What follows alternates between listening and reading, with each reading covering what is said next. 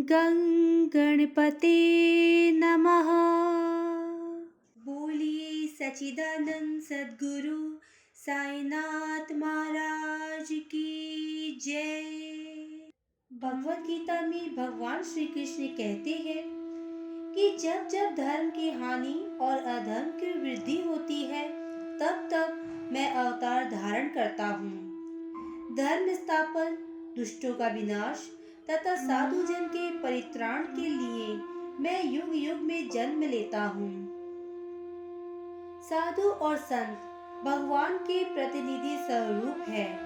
वह उपयुक्त समय पर प्रकट होकर अपनी कार्य प्रणाली द्वारा अपना अवतार कार्य पूर्ण करते हैं। अर्थात जब ब्राह्मण, क्षत्रिय और वैश्य अपने कर्तव्यों से विमुख हो जाते हैं, जब शूद्र उच्च जातियों के अधिकार छीनने लगते हैं, जब धर्म के आचार्यों का अनादर तथा निंदा होने लगती है, जब लोग निषिद्ध भोज्य पदार्थों और मदिरा आदि का सेवन करने लगते हैं, जब धर्म आड़ में निंदित कार्य होने लगते हैं, जब भिन्न भिन्न धर्मावलंबी परस्पर लड़ने लगते हैं, जब ब्राह्मण संध्या आदि कर्म छोड़ देते हैं, कर्मठ पुरुषों को धार्मिक कृत्यों में अरुचि उत्पन्न हो जाती है, जब योगी ध्यान आदि कर्म करना छोड़ देते हैं और जब जन साधारण की ऐसी धारणा हो जाती है कि केवल धन, संतान और स्त्री यही सर्वस्व है, तथा इस प्रकार जब लोग सत्य मार्ग से विचलित होकर अधपतन की ओर अग्रसर होने लगते हैं, तब संत प्रकट होकर अपने उपदेशों और आचरण के द्वारा धर्म की स्थापना करते हैं। वे समुद्र के ज्योति स्तंभ की तरह हमारा उचित मार्गदर्शन करते तथा सत्य पथ पर चलने को प्रेरित करते हैं।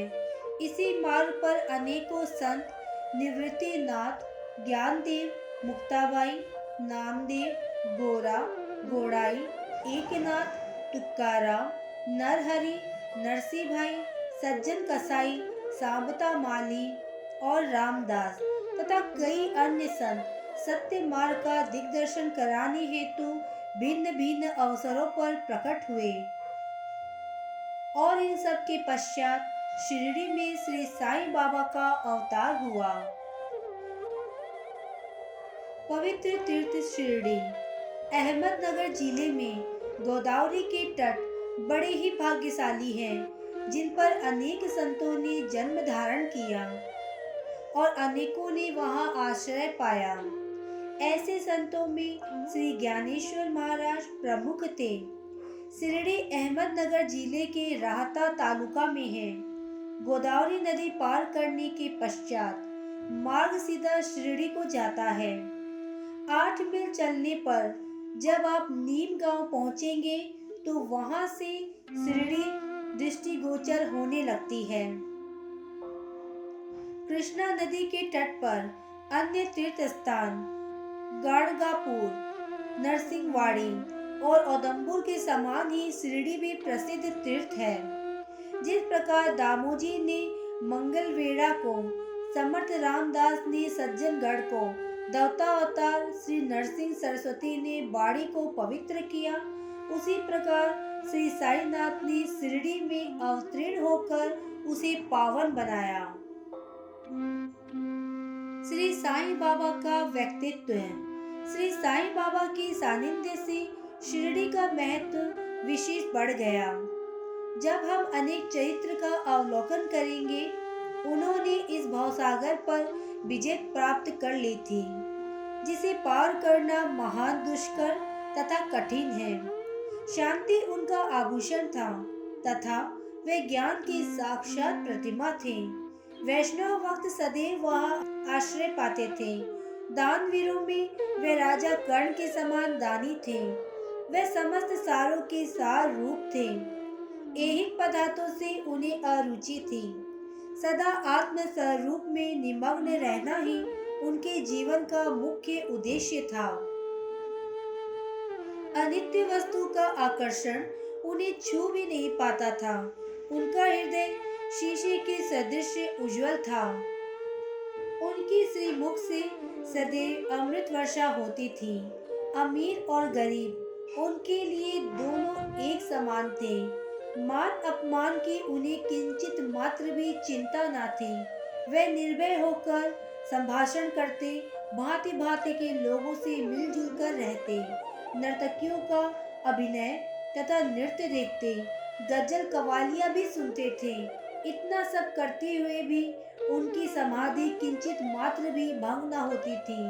अल्लाह का नाम सदा उनके होठों पर रहता था। जब दुनिया जागती तो वे सोते, और जब दुनिया सोती तब वे जागते। उनका अंतःकरण प्रशांत महासागर की तरह शांत था। ना उनके आश्रम का कोई निश्चय कर सकता था और ना ही उनकी कार्य प्रणाली का अंत पा सकता था। कहने के लिए तो वे एक स्थान पर निवास करते थे, परंतु विश्व के समस्त व व्यापारों का उन्हें भली भांति ज्ञान था। उनके दरबार का रंग ही निराला था। वे प्रतिदिन अनेक किंवदंतियां कहते थे, परंतु उनकी अखंड शांति किंचित मात्र भी विचलित न होती थी। वे सदा मस्जिद के दीवार के सहारे बैठे रहते तथा प्रातः, मध्याह्न और सायंकाल लेंडी और चावड़ी की ओर वायु सेवन करने जाते, तो भी सदा आत्मस्थित ही रहते थे। स्वतः सिद्ध होकर भी वे साधकों के समान आचरण करते। वे विनम्र, दयालु तथा अभिमान रहित थे। उन्होंने सबको सदा सुख पहुंचाया। ऐसे थे श्री साईं बाबा, जिनके श्री चरणों का स्पर्श और शिरडी पावन बन गई। उसका महत्व असाधारण हो गया। जिस प्रकार ज्ञानेश्वर ने आलंदी और एकनाथ ने पेठड़ का उत्थान किया, वही गति श्री साईं बाबा द्वारा शिरडी को प्राप्त हुई। शिरडी के फूल, पत्ते, कंकड़ और पत्थर भी धन्य हैं, जिन्हें श्री साईं चरणाम्बुजों का चुंबन तथा उनकी चरण रज मस्तक पर धारण करने का सौभाग्य प्राप्त हुआ। भक्तगण को शिरडी एक दूसरा पंढरपुर, जगन्नाथपुरी, द्वारका, बनारस, महाकालेश्वर तथा कोकण, महाबलेश्वर बन गई। श्री साईं का दर्शन करना ही भक्तों का वेद मंत्र था, जिसके परिणाम स्वरूप आसक्ति घटती और आत्मदर्शन का पथ सुगम होता था। उनका श्री दर्शन ही योग साधन था और उसे वार्तालाप करने से समस्त पाप नष्ट हो जाते थे। उनका पाद सेवन करना ही प्रयाग स्नान के समान था तथा चरणामृत पान करने के मात्र से ही समस्त इच्छाओं की तृप्ति होती थी। उनकी आज्ञा हमारे लिए वेद सदृश थी। प्रसाद तथा उदी ग्रहण करने से चित्त की शुद्धि होती थी। वह ही हमारे राम और कृष्णा थे, जिन्होंने हमें मुक्ति प्रदान की। वह सदा आत्मस्थित, चैतन्य घन तथा आनंद की मंगल मूर्ति थे। कहने को तो शिरडी उनका मुख्य केंद्र था, परंतु उनका कार्य क्षेत्र पंजाब, कलकत्ता, उत्तरी भारत, गुजरात, ढाका और कोंकण तक विस्तृत था। श्री साईं बाबा की कीर्ति दिन प्रतिदिन चारों ओर फैलने लगी और जगह जगह से दर्शनार्थ आकर उनके भक्त लाभ उठाने लगे। केवल दर्शन से ही मनुष्य, चाहे वह शुद्ध अथवा अशुद्ध हृदय के हो, वह चित्त को परम शांति मिल जाती थी। उन्हें उसी आनंद का अनुभव होता था जैसा कि पंढरपुर में श्री विट्ठल के दर्शन से होता है। देखिए, एक भक्त ने यही अनुभव पाया। गोली बूबा, लगभग 95 वर्ष के वयोवृद्ध भक्त, जिनका नाम गोली बूबा था, पंडरी के एक बारकरी थे। वे 8 मास पंढरपुर तथा 4 मास गंगा तट पर निवास करते थे। सामान ढोने के लिए वे एक गधे को अपने पास रखते और एक शिष्य भी सदैव उनके साथ रहता था। वे प्रतिवर्ष वारी लेकर पंढरपुर जाते और लौटते समय श्री साईं बाबा के दर्शनार्थ शिरडी आते थे। बाबा पर उनका अगाध प्रेम था। वे बाबा को एकटक निहारते और कह उठते थे कि ये तो श्री पंढरीनाथ, श्री विट्ठल के अवतार है, जो अनाथ, नाथ, दीन दयालु और दीनों के नाथ हैं। गोली बूबा श्री विठोबा के परम भक्त थे। उन्होंने अनेक बार पंडरी की यात्रा की तथा प्रत्यक्ष अनुभव किया श्री साईं बाबा सचमुच में ही पंडरी नाथ है। विठल स्वयं प्रकट हुए। श्री साईं बाबा के ईश्वर चिंतन और भजन में विशेष अभिरुचि थी। वे सदैव अल्लाह मालिक पुकारते तथा भक्तों से कीर्तन सप्ताह करवाते थे। इसे नाम सप्ताह भी कहते हैं। एक बार उन्होंने दासगणों को कीर्तन सप्ताह करने की आज्ञा दी। दासगणों ने बाबा से कहा कि आपकी आज्ञा मुझे शिरोधार्य है, परंतु इस बात का आश्वासन मिलना चाहिए कि सप्ताह के अंत में विठल अवश्य प्रकट होंगे। परंतु साथ ही भक्तों में श्रद्धा और तीव्र उत्सुकता का होना भी अनिवार्य है। ठाकुरनाथ की डंगपुरी, विठल की पंडरी, रणछोड़ की द्वारका, यही तो है। किसी को दूर जाने की आवश्यकता नहीं है। क्या विठल कहीं बाहर से आएंगे? वे तो यही विराजमान है। जब भक्तों में प्रेम और भक्ति का स्रोत प्रभावित होगा तो विठल स्वयं ही यहाँ प्रकट हो जाएंगे। सप्ताह समाप्त होने के बाद विठल भगवान इस प्रकार प्रकट हुए। काका साहेब दीक्षित सदैव की भांति स्नान करने के पश्चात जब ध्यान करने बैठे तो उन्हें विठल के दर्शन हुए। दोपहर के समय जब वे बाबा के दर्शनार्थ मस्जिद पहुंचे तो बाबा ने उनसे पूछा, क्यों विठल पाटिल आए थे ना? वे बहुत चंचल हैं, उनको दृढ़ता से पकड़ लो। यदि थोड़ी सी असावधानी की तो वह बच कर निकल जाएंगे।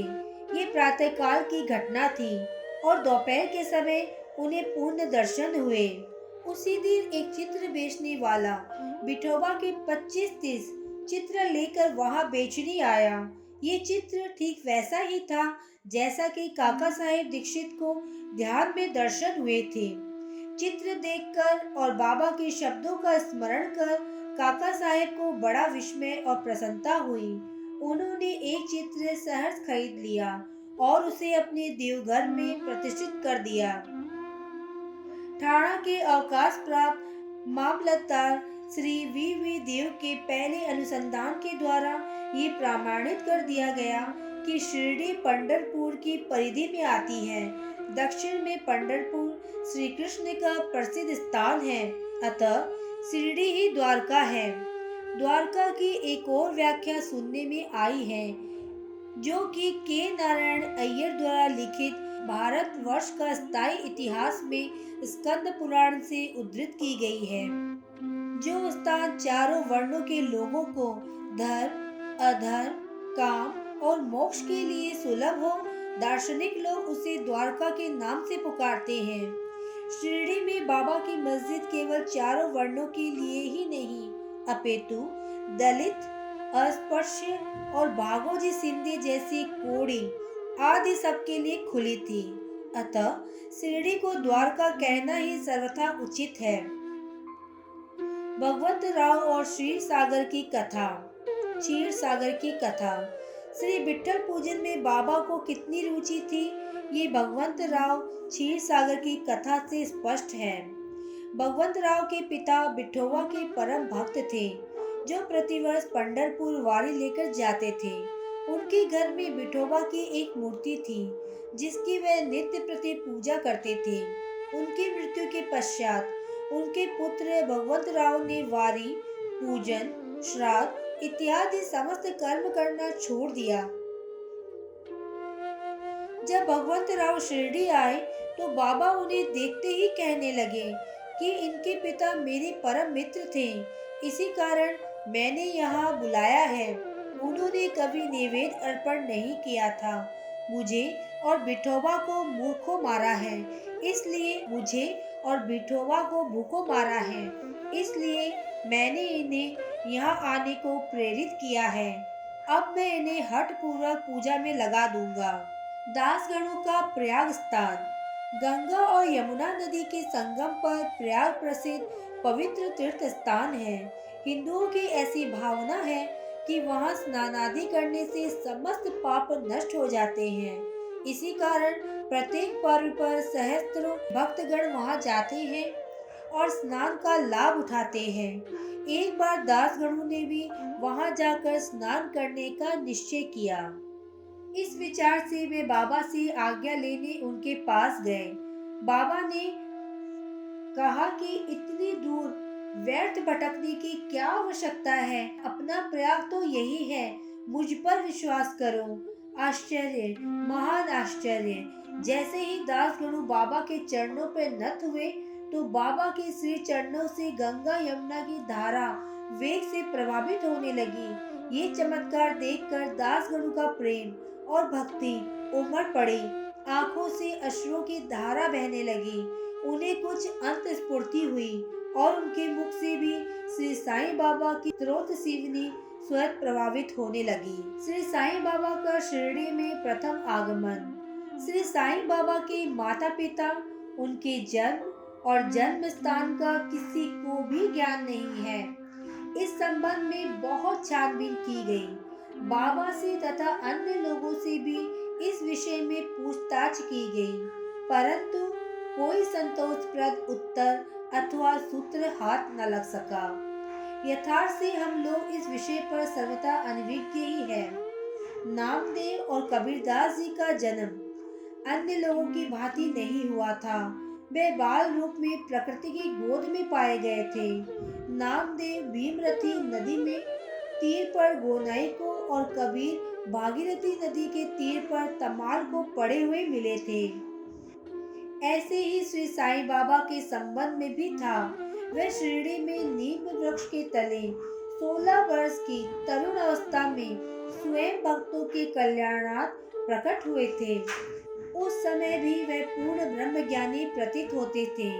स्वप्न में भी उनको किसी लौकिक पदार्थ की इच्छा नहीं थी। उन्होंने माया को ठुकरा दिया था और मुक्ति उनके चरणों में लौटती थी।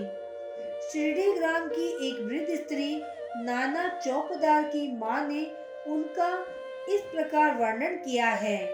एक तरुण, स्वस्थ, फुर्तीला तथा अति रूपवान बालक सर्वप्रथम नीम वृक्ष के नीचे समाधि में लीन दिखाई पड़ा। सर्दी और गर्मी उन्हें किंचित मात्र भी चिंता न थी। उन्हें इतनी अल्प आयु में इस प्रकार कठिन तपस्या करते देखकर लोगों को महान आश्चर्य हुआ। दिन में वे किसी से भी भेंट नहीं करते थे और रात्रि में निर्भय होकर एकांत से घूमते थे। लोग आश्चर्यचकित होकर पूछते फिरते थे कि इस युवक का कहाँ से आगमन हुआ। उनकी बनावट तथा आकृति इतनी सुंदर थी कि एक बार देखने मात्र से लोग आकर्षित हो जाते थे। वे सदा नीम वृक्ष के नीचे बैठे रहते थे और किसी के द्वार पर ना जाते थे। यद्यपि वे देखने में युवक प्रतीत होते थे, परंतु उनका आचरण महात्माओं के सदृश था। वे त्याग और वैराग्य की साक्षात प्रतिमा थे। एक बार एक आश्चर्यजनक घटना हुई। एक भक्त को भगवान खंडोबा का संचार हुआ।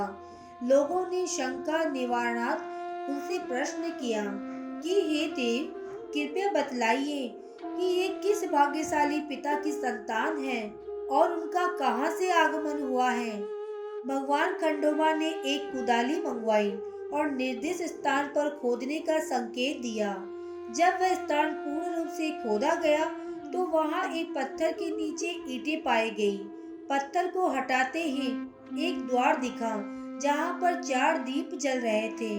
उन दरवाजों का मार्ग एक गुफा में जाता था जहां गोमुखी आकार की इमारत, लकड़ी के तख्ते, मालाएं आदि दिखाई पड़ी।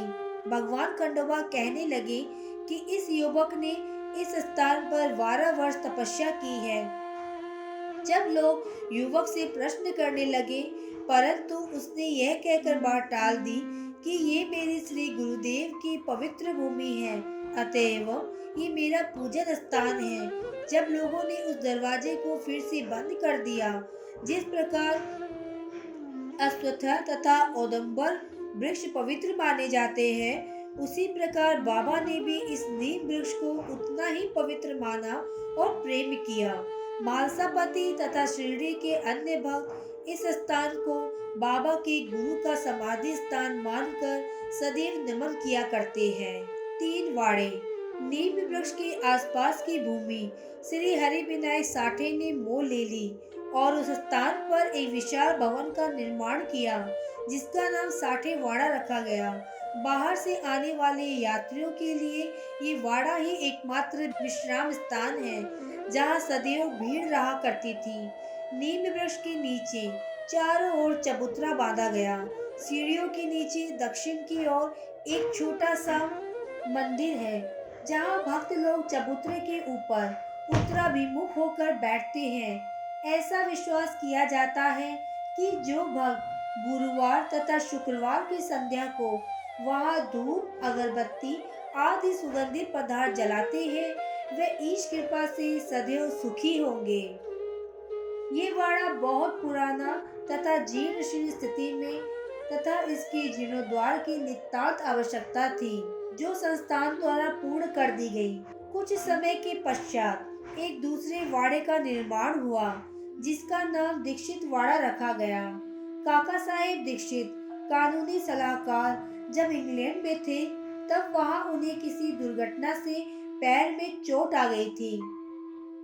उन्होंने अनेक उपचार किए, परंतु पैर अच्छा ना हो सका। नाना साहेब चांदोरकर ने उन्हें बाबा की कृपा प्राप्त करने का परामर्श दिया। इसलिए उन्होंने सन 1909 में बाबा के दर्शन किए। उन्होंने बाबा से पैर के बदले अपनी मन की पंगुता दूर करने की प्रार्थना की। बाबा के दर्शन से उन्हें इतना सुख प्राप्त हुआ कि उन्होंने स्थायी रूप से शिरडी में रहना स्वीकार कर लिया, और इसी कारण उन्होंने अपने तथा भक्तों के हेतु एक वाड़े का निर्माण कराया। इस भवन का शिलान्यास दिनांक 9/12/1910 को किया गया। उसी दिन अन्य 2 विशेष घटनाएं घटित हुई।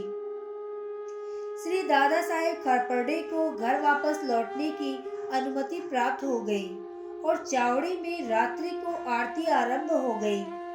कुछ समय में वाड़ा संपूर्ण रूप से बन गया और रामनवमी में 1911 के शुभ अवसर पर उसका यथाविधि उद्घाटन कर दिया गया। इसके बाद एक और वाड़ा मानो एक शाही भवन नागपुर के प्रसिद्ध श्रीमंत बूटी ने बनवाया। इस भवन के निर्माण में बहुत धनराशि लगाई गई। उनके समस्त निधि सार्थक हो गई, क्योंकि बाबा का शरीर अब वहां विश्राम पा रहा है और फिलहाल वह समाधि मंदिर के नाम से विख्यात है। इस मंदिर के स्थान पर पहले एक बगीचा था, जिसमें बाबा स्वयं पौधों को सींचते और उनकी देखभाल किया करते थे। जहां पहले एक छोटी सी कुटी भी नहीं थी, वहां 3 वाड़ों का निर्माण हो गया। इन सब में साठे वाड़ा पूर्व काल में बहुत ही उपयोगी था। बगीचे की कथा। वामन तात्या की सहायता से स्वयं बगीचे की देखभाल, शिरडी से ही श्री साईं बाबा की अस्थायी अनुपस्थिति तथा चांद पाटिल की बारात में पुनः शिरडी लौटना, देवीदास, जानकी दास और गंगा गिर की संगति, मोहिद्दीन तंबोली के साथ कुश्ती, मस्जिद में निवास, श्री डेंगले व अन्य भक्तों पर प्रेम तथा अन्य घटनाओं का अगले अध्याय में वर्णन किया जाएगा। श्री सद्गुरु साईनाथ प्रणमस्तु। शुभम भवतु।